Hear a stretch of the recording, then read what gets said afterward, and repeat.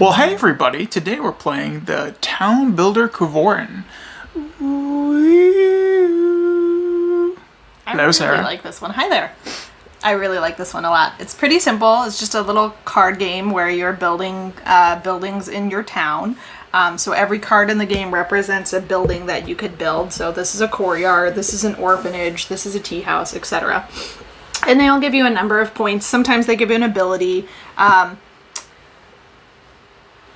And it's pretty simple. You just build these cards. They're multi-use cards, so you can either build it as the building itself, or you can use it for resources. So this one here can be used as a coin or a stone, or you can build it and it's the tea house. So they have these multi-purpose cards, and on your turn you can play cards if you want to start building them. So like if I had the courtyard and I wanted to start to build this, I'd have to pay this cost right here, but then I'd put it in front of me, and I would try to build it by acquiring these resources here.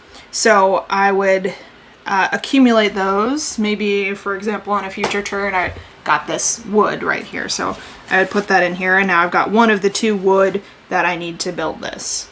And then if at any point I get all of the stuff that I need to build it, I build it and I discard all the resources that I used to build it. And then I get either an ability or some points or both or that kind of thing.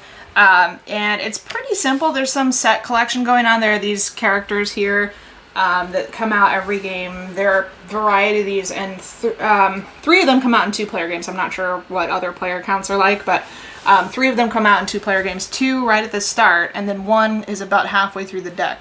So we'll discover it about halfway through the game, and they give you some sort of additional victory points that you can earn. So like for the green ones, most buildings, and you have... most social buildings. Most social buildings. So if you have these the most green houses. buildings at the end of the game, then you'll get 2 extra points. Yeah. This guy is, if you have the most commerce buildings, you'll get 2 extra points. And that's, it'll be like all the blue bordered buildings, and they'll say commerce, and each faction will have its own, There's also awards that can be earned for different things, and there's a whole stack of awards, but we play with 2 in a 2-player game. So like this one is if you have 3 buildings that are all different building types. So if, for example, I build these 3 before Nick was able to build 3 different buildings, then because this is culture, housing, and social, then I would earn this patron award for having 3 different buildings.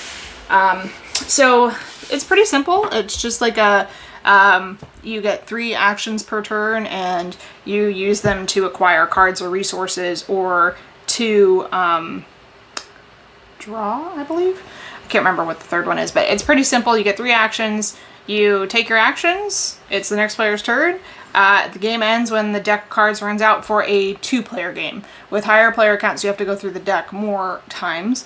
But in a 2-player game, as soon as the deck runs out, game's over, and you just add up all of your points from the buildings that you have been able to build. Plus, if you met the conditions of any of the specialty scoring, then you add those points, and whoever has the most points wins. Awesome. I really like the artwork in this game. It's really just a very peaceful game, and it's fun to just sort of play the cards and sort of build your city and see what develops in your city. A lot of the artwork is just very peaceful. So like you're building and you'll be like, oh, look, I just built this gorgeous church, or look, we built this bustling market, or that kind of thing.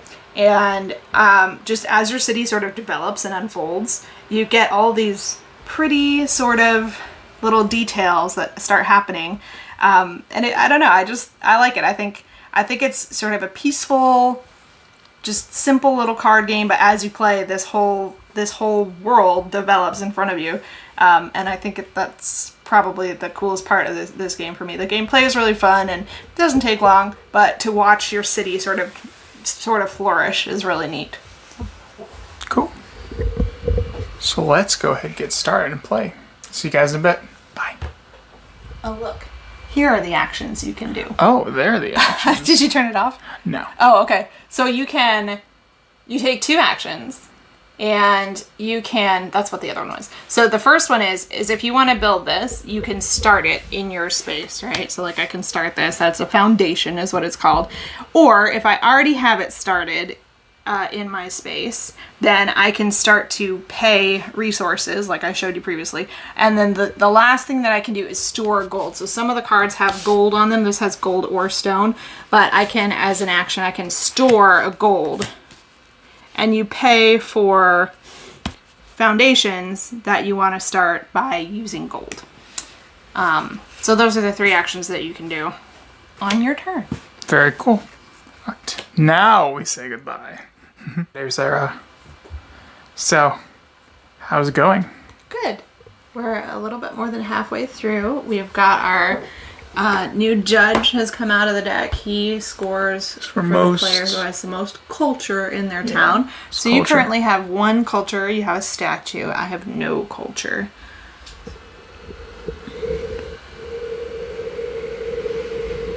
You've also won both of the Builder Awards.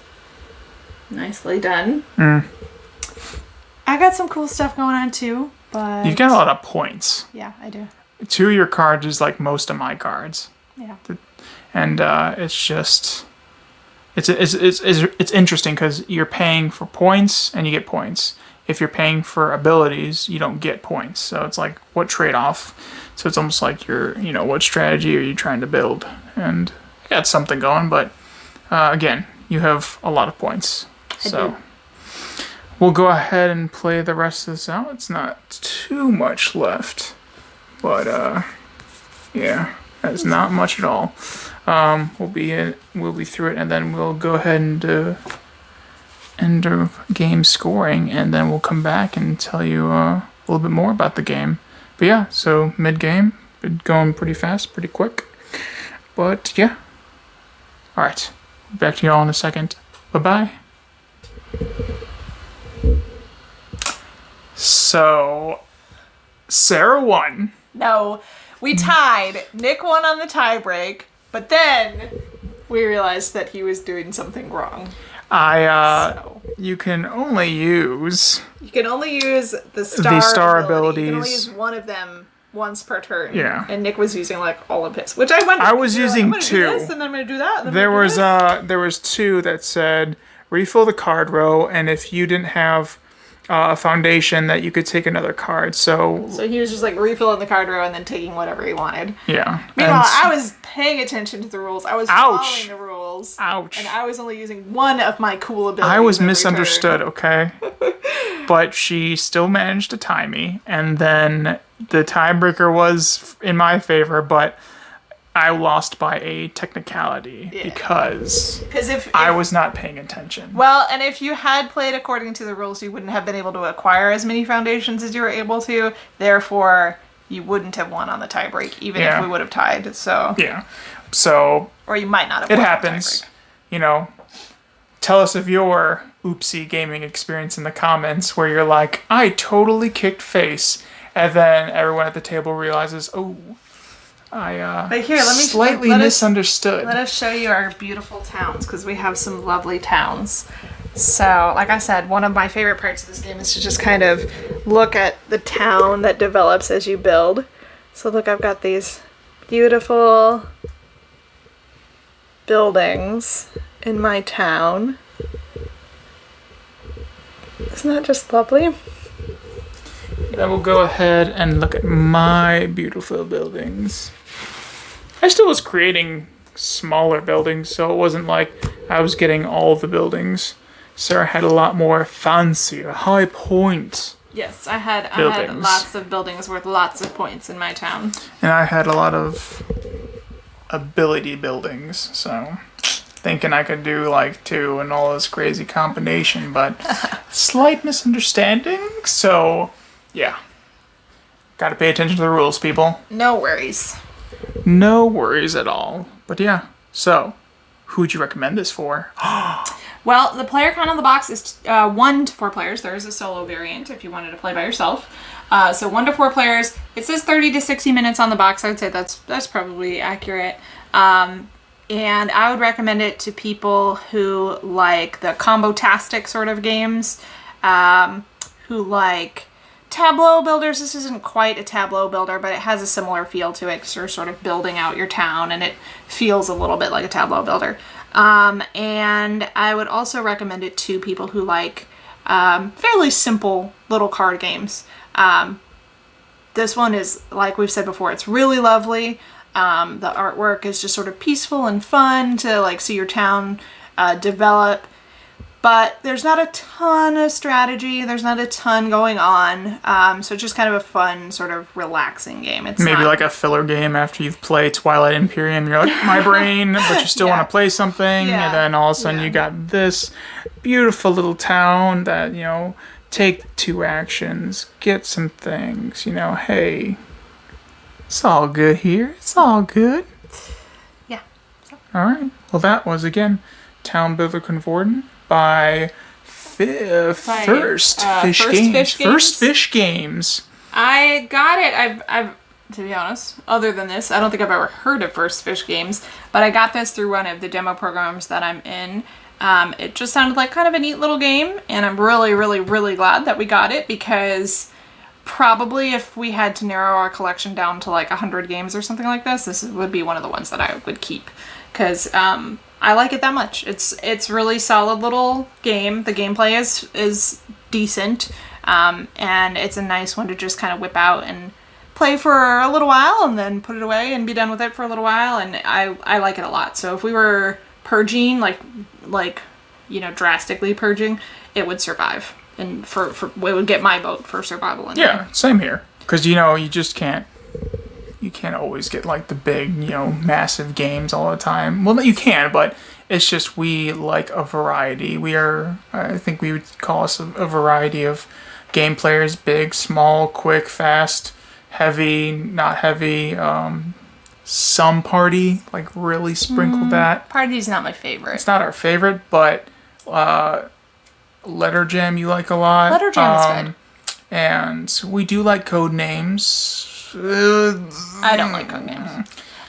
Code names is fine. It's fine, I don't wanna but play it has a it's like it has to be in the right moment, Like it's kind of like maybe There a game, are like 6 other party games I'd rather play first. yeah, and I don't like party games last that much. just one. Just one. Just is one. a I would really rather good play one. 700 times over code names once. Yeah, and see that's we don't really not a fan of party games, but we'll go ahead and be able to play them and kind of like say yay, because if you have a big crowd, you don't want to. I don't really know how we got onto party games though, because it's not a party game. Yeah, it's at not all. a party game. But yes, we're talking about culling, and so I think I was getting into like all that. But yes, Okay. until next time, toodles.